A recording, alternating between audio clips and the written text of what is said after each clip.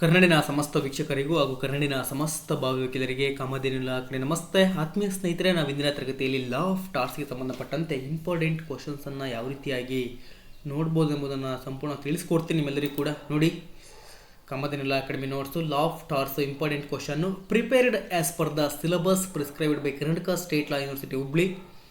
ನೋಡಿ ಆತ್ಮೀಯ ಸ್ನೇಹಿತರೆ, 10 ಅಥವಾ 16 ಅಂಕಗಳಿಗೆ ಕೇಳುವಂತಹ ಪ್ರಮುಖ ಪ್ರಶ್ನೆಗಳನ್ನು ನೋಡೋದಾದರೆ, define tortious liability, distinguish it from contractual and criminal liability. ಈಗಾಗಲೇ ನಾನು ಹೇಳಿದೆ, ಅಪಕೃತ್ಯದ ಹೊಣೆಗಾರಿಕೆಯನ್ನು ವ್ಯಾಖ್ಯಾನಿಸಿ, ಇದನ್ನು ಒಪ್ಪಂದ ಮತ್ತು ಅಪರಾಧ ಹೊಣೆಗಾರಿಕೆಯಿಂದ ವ್ಯತ್ಯಾಸಿಸಿ ಅಂತ ಹೇಳ್ಬಿಟ್ಟು ತುಂಬ ಇಂಪಾರ್ಟೆಂಟ್ ಆತ್ಮೀಯ ಸ್ನೇಹಿತರೆ. ನಾನು ಈಗಾಗಲೇ ಡೆಮೋ ನೋಟ್ಸನ್ನು ಎಕ್ಸ್ಪ್ಲೈನ್ ಮಾಡಬೇಕಾದ್ರೆ ಈ ಟಾಪಿಕ್ ಮೇಲೆ ನಿಮಗೆ ಹೇಳಿದೆ. ಅಪರಾಧ ಮತ್ತು ಅಪಕೃತ್ಯ ಮತ್ತು ಅಪರಾಧದ ವ್ಯತ್ಯಾಸ ಇರ್ಬೋದು, ಅಥವಾ ಅಪಕೃತ್ಯ ಮತ್ತು ಕರಾರುಗಳ ನಡುವಿನ ವ್ಯತ್ಯಾಸವನ್ನು ಕೇಳ್ತಾ ಇರ್ತಾರೆ ಆತ್ಮೀಯ ಸ್ನೇಹಿತರೆ ಅಂತ ಹೇಳ್ಬಿಟ್ಟು ಕೇಳಿದ್ದಾನೆ. ನೋಡಿ ಗಮನಿಸಿ. ಅದೇ ರೀತಿಯಾಗಿ every injury is A damage but every damage is not injury. Discuss. ಪ್ರತಿಯೊಂದು ಕೃತಿಯು ಹಾನಿಯಾಗಿರ್ತದೆ, ಆದರೆ ಪ್ರತಿಯೊಂದು ಹಾನಿಯು ಕ್ಷತಿಯಾಗಿರುವುದಿಲ್ಲ. ಚರ್ಚಿಸಿ. ಇದು ಕೂಡ ತುಂಬ ಇಂಪಾರ್ಟೆಂಟ್ ಕಾನ್ಸೆಪ್ಟ್ ಆಗ್ತದೆ. ಸೈನೋ ಇಂಜುರಿ ಅಂತ ಹೇಳ್ಬಿಟ್ಟು ಆತ್ಮೀಯ ಸ್ನೇಹಿತರ ಕಾನ್ಸೆಪ್ಟು ಲೀಗಲ್ ಇವಿರ್ತವೆ. ಅದನ್ನು ಕೂಡ ನಾನು ಕ್ಲಾಸಲ್ಲಿ ಸಂಪೂರ್ಣವಾಗಿ ತಿಳಿಸ್ಕೊಟ್ಟಿದ್ದೆ ನಿಮಗೆ. ಮುಂದುವರೆದು ಗಮನಿಸಿ. Torts are civil wrongs but all civils wrongs are not torts. Justify the statement with cases. ಅಪಕೃತ್ಯಗಳು ದಿವಾಣಿ ಅಪರಾಧಗಳಾಗಿವೆ, ಆದರೆ ಎಲ್ಲ ದಿವಾಣಿ ಅಪರಾಧಗಳು ಅಪಕೃತ್ಯಗಳಾಗುವುದಿಲ್ಲ.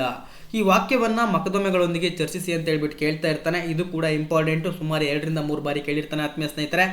ಅದೇ ರೀತಿಯಾಗಿ explain the importance of mental elements in a torts. ಏನು ಹೇಳಿ? Explain the importance of mental elements in torts. ಅಪಕೃತ್ಯದಲ್ಲಿ ಮಾನಸಿಕ ಅಂಶದ ಪ್ರಾಮುಖ್ಯತೆಯನ್ನು ವಿವರಿಸಿ ಅಂತ ಕೇಳ್ತಾನೆ. ತುಂಬ ಇಂಪಾರ್ಟೆಂಟು. 2, 4, 5 ಬಾರಿ ಕ್ವಶನ್ಸ್ ರಿಪೀಟ್ ಆಗಿರ್ತದೆ. ಅದನ್ನು ಹೊರತುಪಡಿಸಿದರೆ ನಿರ್ಧರಿತ ಪ್ರಕರಣಗಳೊಂದಿಗೆ ಹಾನಿಯಿಲ್ಲದ ನಷ್ಟ ಮತ್ತು ನಷ್ಟವಿಲ್ಲದ ಹಾನಿಯನ್ನು ವಿವರಿಸಿ. ಕ್ಲಿಯರಾಗಿ ಅರ್ಥ ಮಾಡ್ಕೊಳ್ಳಿ.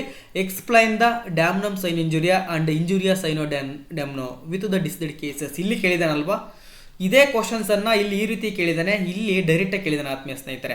ಲೀಗಲ್ ಮ್ಯಾಗ್ಝಿನ್ಸ್ ಅಂತ ಕರಿತೀವಿ ಇದನ್ನು. ಏನು ಹೇಳಿ? ಡೆಮ್ನೋ ಸೈನ್ ಇಂಜುರಿಯಾ ಆ್ಯಂಡ್ ಇಂಜುರಿಯಾ ಸೈನ್ ಡೆಮ್ನೋ ಅಂತ ಹೇಳ್ಬಿಟ್ಟು. ಹಂಗಂದ್ರೆ ನಿರ್ಧರಿತ ಪ್ರಕರಣಗಳೊಂದಿಗೆ ಹಾನಿಯಿಲ್ಲದ ನಷ್ಟ ಮತ್ತು ನಷ್ಟವಿಲ್ಲದ ಹಾನಿಯನ್ನು ವಿವರಿಸಿ ಅಂತ ಹೇಳ್ಬಿಟ್ಟು ತುಂಬ ಮೋಸ್ಟ್ ಇಂಪಾರ್ಟೆಂಟ್ ಕಾನ್ಸೆಪ್ಟ್ ಇನ್ನು ಫಸ್ಟ್ ಯೂನಿಟಲ್ಲಿ. ಇದ್ರ ಮೇಲೆ ಖಂಡಿತವಾಗಿ ಕೂಡ ಕ್ವಶನ್ಸ್ ಕೇಳಿರ್ತಾನೆ ನಿಮಗೆ.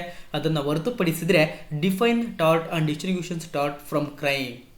ಮತ್ತೆ ಹೇಳಿದೆ ನೋಡಿ, ಇಲ್ಲಿ ಅಪಕೃತ್ಯವನ್ನು ವ್ಯಾಖ್ಯಾನಿಸಿರಿ ಮತ್ತು ಅಪರಾಧಗಳೊಂದಿಗೆ ಅಪಕೃತ್ಯಕ್ಕಿರುವ ವ್ಯತ್ಯಾಸವನ್ನು ತಿಳಿಸಿ ಅಂತ ಕೇಳ್ತಾ ಇರ್ತಾನೆ. ಇದನ್ನು ಹೊರತುಪಡಿಸಿದರೆ ಅಪಕೃತ್ಯದ ಅವಶ್ಯಕ ಘಟಕಾಂಶಗಳು ಯಾವ್ಯಾವು? What are the essentials elements of torts ಅಂತ ಕೇಳ್ತಾನೆ. ತುಂಬ ಇಂಪಾರ್ಟೆಂಟ್ ಆತ್ಮೀಯ ಸ್ನೇಹಿತರೆ, ನಾನು ಪದೇ ಹೇಳಲಿಕ್ಕೆ ಹೋಗೋದಿಲ್ಲ. ನೆಕ್ಸ್ಟ್ ನೋಡಿ, ಇನ್ನು ಶಾರ್ಟ್ ನೋಟ್ಸಿಗಾದರೆ 6 ಅಂಕಗಳಿಗೆ ಅಥವಾ 8 ಅಂಕಗಳಿಗಾದರೆ ಕೇಳೋದಾದರೆ ಕ್ವಶನ್ಸನ್ನು ನಿಮಗೆ ಇಲ್ಲಿ ಕೇಳ್ತಾನೆ. ಯಾವ ರೀತಿಯಪ್ಪ ಅಂದರೆ, ಯುಬಿಜಸ್ ಐಬಿ ರೆಮಿಡಿಯಮ್. ಎಲ್ಲಿ ಹಕ್ಕಿದೆಯೋ ಅಲ್ಲಿ ಪರಿಹಾರವಿದೆ ಅಂತ ಹೇಳ್ಬಿಟ್ಟು. ತುಂಬ ಇಂಪಾರ್ಟೆಂಟ್ ಕಾನ್ಸೆಪ್ಟ್ ಇದು ಕೂಡ.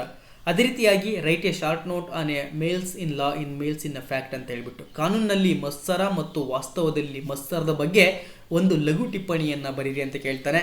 ಇಲ್ಲ ಅಂದರೆ right a short note on motive as N element of tort. ಪ್ರೇರಣೆ ಅಥವಾ ಉದ್ದೇಶ ಅಪಕೃತ್ಯದ ಒಂದು ಘಟಕಾಂಶ ಎನ್ನುವುದರ ಬಗ್ಗೆ ಒಂದು ಲಘು ಟಿಪ್ಪಣಿಯನ್ನು ಬರೀರಿ ಅಂತ ಹೇಳ್ಬಿಟ್ಟು ಆತ್ಮೀಯ ಸ್ನೇಹಿತರೆ.